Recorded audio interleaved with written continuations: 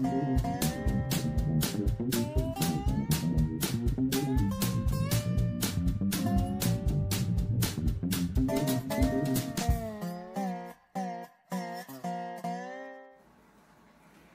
folks, here we go. We're going to get started, pick up where we left off. First thing I'm going to do is show y'all something Elaine made when she was going through her cancer battle about 10 years ago.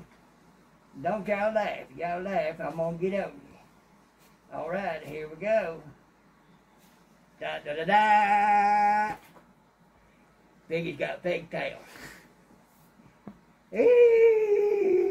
That is called a Cabbage Patch hat. I found this while rummaging through some stuff, and I thought, I got it out of there. Yeah. I wonder how many of you about rolled out your chair. All right. Time to get serious.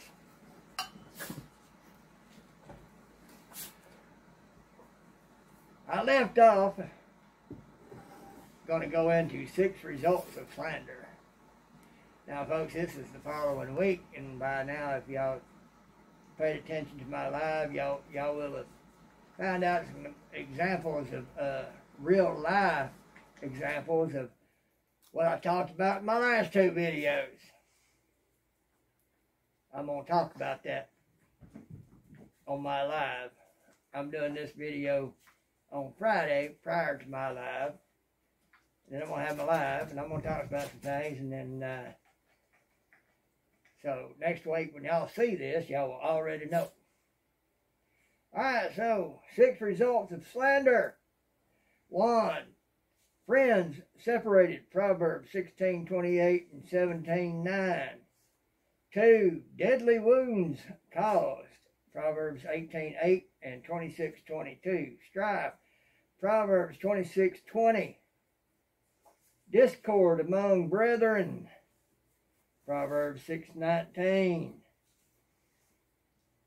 Anger, Proverbs 25:23. And murder, Psalms 31:13 and Ezekiel 22:9.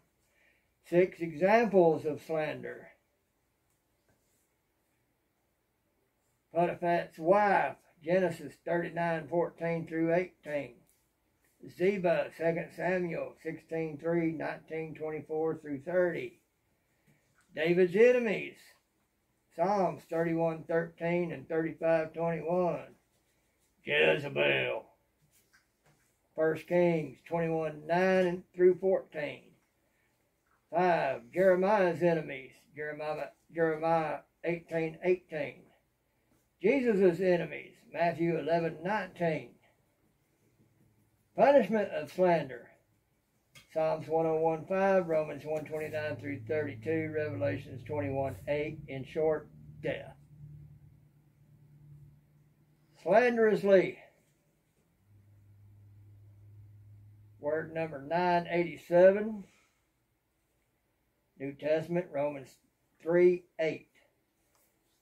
And not rather, as we be slanderously reported, and as some affirm that we say, let us do evil that good may come, whose damnation is just. Well, I might be through with this in this video, because about slander's Old Testament, I done covered it, I think. Wow, I'm through this quicker than I thought. I'm going to have to get some more material. I can talk about that when I'm done with this. Note you from that verse. Here Paul answers verse 7. And why do you not say, seeing that you assume sin is necessary to magnify God and his pardoning grace, that we will go along with the apostles and Christianity, for it has been reported that they teach the same doctrines of doing evil that good may come. If you believe this slanderous report of Christians, then why persecute them? Those who report such slander are liable to just damnation. So, there's all that on slander. Folks, in the near future, I'm going to go into things like hypocrisy and hypocrites. And I'm going to go into things like when those men brought the woman to be stoned because she was caught in the very act of adultery. Funny thing is, they caught her in the very act. How did they do that? They had to be there, huh? That's why Jesus wrote in the sand. And after he wrote in the sand with those ones that was accusing her, they left, never saying another word.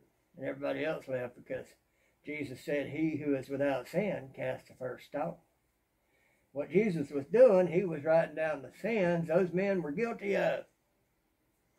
They were far worse under the law than what she had done. And part of it was they was there for the fun when they caught her in the act, and or had been partaking of her pleasures at different times themselves. So they were just as guilty. And I'm going to say this real quick, folks. I've told y'all time and again, in my opinion anyway, I'm worse than all of you combined. I've got flaws, I've got faults. God knows every one of them.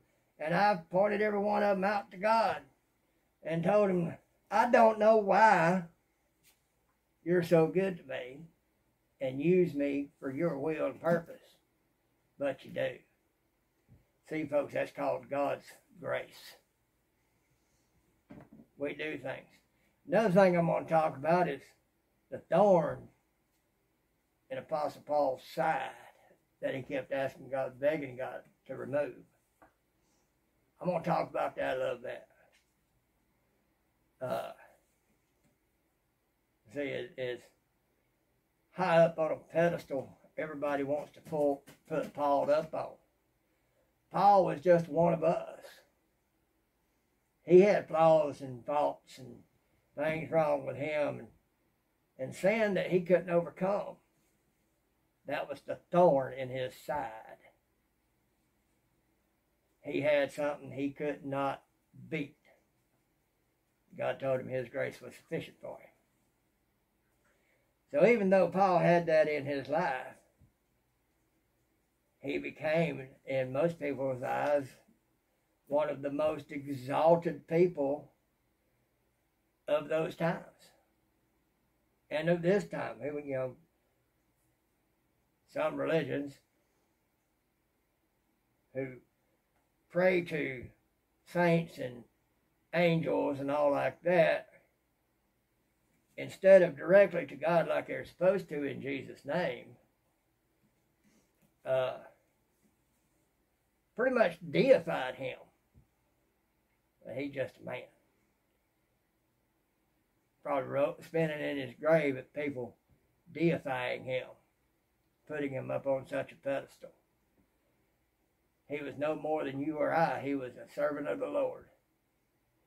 He had problems too. God said that even our most righteous is as but filthy rags to him. Can you imagine what the rest of us look like? So, people like to cast stones. Folks, don't cast no stones that can be caught and thrown back at you. Because when you cast a stone, that's what you set yourself up to do. You set yourself up to have stones cast back at you.